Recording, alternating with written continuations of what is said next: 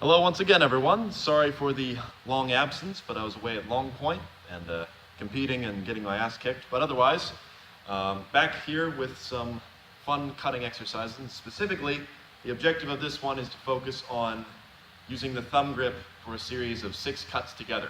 And this one especially will start burning your forearm. It's really, really good for you. And I call it the 1, 2, 3 or Krump, Schiel, Unterzwerch. So, firstly, the stance that you can either do a horse stance or your non-dominant foot sideways forward, and you'll change on the Krump. I would say start off with the horse stance for making sure that your hips are turning properly and that your cuts are going to that center line.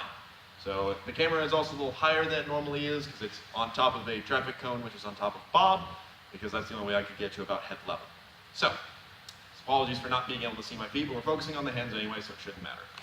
So firstly, I'm making a nice wide stance, and I'm going to take my thumb and put it here on the blade. Through all of these cuts, your thumb should be visible. It'll either be on the back toward you, or it'll be on the inside toward you. So, got a nice wide grip on my sword. I'm going to start off with the Krump, which targets in front of me. Krump, bring it back.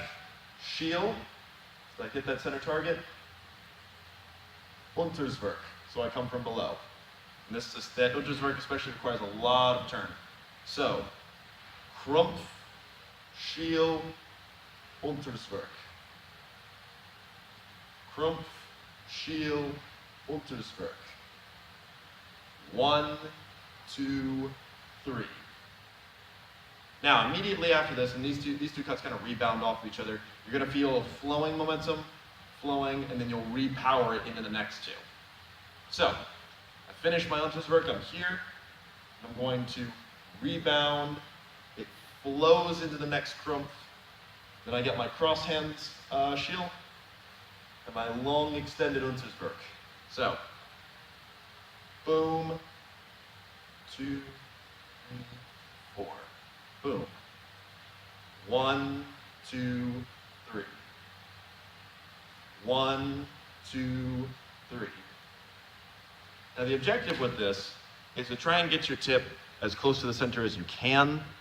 It's not particularly easy since you're not moving. If you were to add in some footwork, it becomes a little bit easier.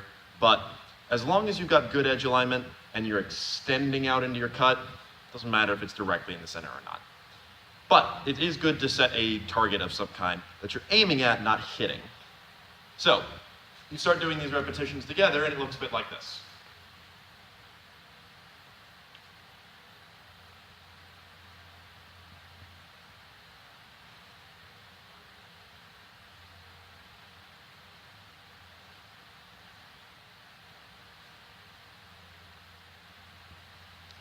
And you just go through a series of them. My advanced class right now is doing 75, so one side is 1, next side is 2, etc.